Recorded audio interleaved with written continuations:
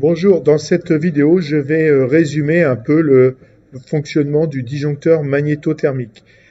Comme son nom l'indique, le disjoncteur magnétothermique comporte deux types de déclencheurs. Il y a un déclencheur thermique qui est donc réservé en fait, aux problèmes de surintensité dus aux surcharges. Et il y a un dispositif magnétique qui, lui, va régler le problème des surintensités dues au court-circuit. Regardons un peu le dispositif thermique. Donc ici, vous avez le disjoncteur qui est branché ici sur la phase et donc qui alimente un moteur ici, un moteur qui a une intensité nominale de 7 ampères. Dans le disjoncteur, nous n'avons représenté que la partie thermique. Alors la partie thermique, comme je vous l'avais dit, elle est composée d'un bilame. Un bilame, c'est donc deux lames collées l'une à l'autre, deux lames de métaux différents, donc qui va se déformer sous l'effet de la chaleur.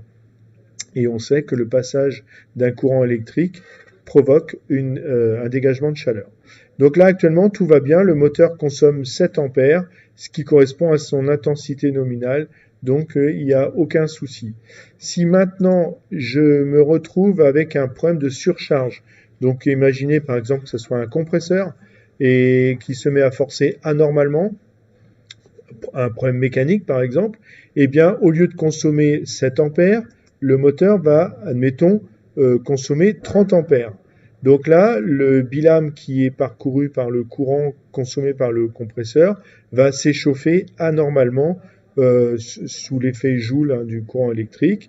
Et là, on va voir, quand il y aura déformation du bilame, on va voir pourquoi ce contact ici, le contact principal, ou le pôle du disjoncteur, va s'ouvrir. Donc, grâce à la déformation du bilame. Regardez, le bilame se déforme, vient agir mécaniquement en fait pour libérer un ressort et il y a une ouverture rapide de ce contact. Donc voilà ce qui se passe lorsqu'il y a un défaut, ce qu'on dit thermique. Pour réenclencher après un défaut thermique, il faut attendre que le bilame reprenne sa position normale et vous pourrez donc réarmer votre disjoncteur de cette manière. Voilà, ça c'est pour le dispositif thermique. Si maintenant nous voyons ce qui se passe au niveau du dispositif magnétique, donc là, dans le disjoncteur, nous avons isolé juste la partie magnétique, donc cette partie magnétique va réagir qu'en cas de court-circuit. Donc là, actuellement, il n'y a aucun souci. Si maintenant j'ai un problème de court-circuit, donc phase qui vient toucher neutre, je vais avoir donc un court-circuit avec une intensité extrêmement importante et il faut que le disjoncteur puisse réagir entre 10 et 20 millisecondes. Et donc voilà comment ça va se passer. On va avoir le champ magnétique produit par cette bobine lorsqu'on est en court-circuit va être suffisant pour déclencher la partie mécanique. Regardez, voilà. Donc là, au moment où j'ai appuyé sur ce bouton, on a vu que cet objet a été attiré magnétiquement par la bobine qui produisait un champ magnétique puissant, ce qui a libéré le ressort et de nouveau ouvert le contact. Donc tout ça, ça se passe bien sûr très très rapidement, entre 10 et 20 millisecondes. Voilà, il suffit de réarmer pour pouvoir refaire partir le disjoncteur. Alors, maintenant, si on regarde un peu les constituants, donc les deux capteurs thermiques et magnétiques se côtoient à l'intérieur du disjoncteur. Si on va regarder un petit peu les différents constituants, donc on a une borne de raccordement, donc là où arrive phase et neutre, puisque là on est sur un unipolaire plus neutre. Ici, on a la bobine, donc court-circuit, donc celle qui produit le champ magnétique. Ici, on a la bilame ou le bilame qu'on voit ici. En 4, le contact mobile, alors on ne le voit pas très bien, mais c'est ce contact ici qui va s'ouvrir.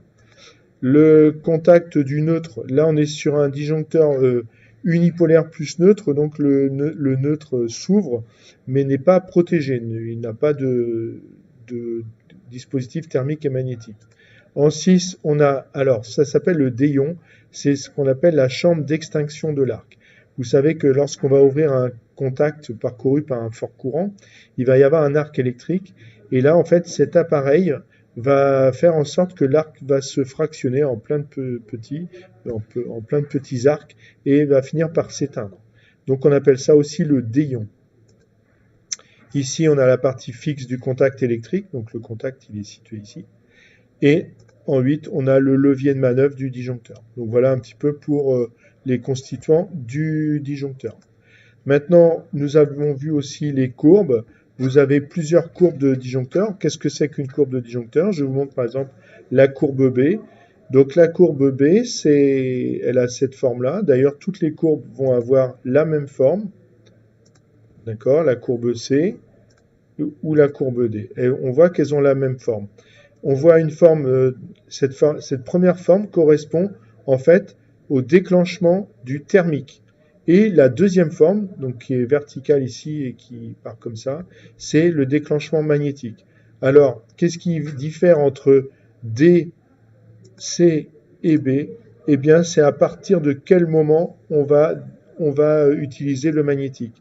Si vous regardez la courbe B, donc je vais cacher les autres, la courbe B, on voit qu'elle va être à peu près, là ce n'est pas en ampères, c'est en nombre de fois l'intensité nominale. Donc là, on voit que la courbe B, eh bien, le magnétique sera utilisé on sera à 5 fois l'intensité nominale. Lorsqu'on utilise un disjoncteur courbe C, donc c'est celui qu'on utilise à la maison en général, en domestique, en éclairage, en prise de courant, le magnétique va déclencher à 10 fois l'intensité nominale, à peu près. Et si je prends le courbe D, là on voit que nous sommes entre 10 et 20, on sera à 15 fois l'intensité nominale. Et c'est cette courbe-là qu'on doit utiliser pour protéger un moteur ou protéger un transformateur, c'est-à-dire tous les appareils qui ont une pointe d'intensité au démarrage. Un peu comme le fusible AM comparé au fusible GG. Voilà pour une petite synthèse du disjoncteur magnétothermique.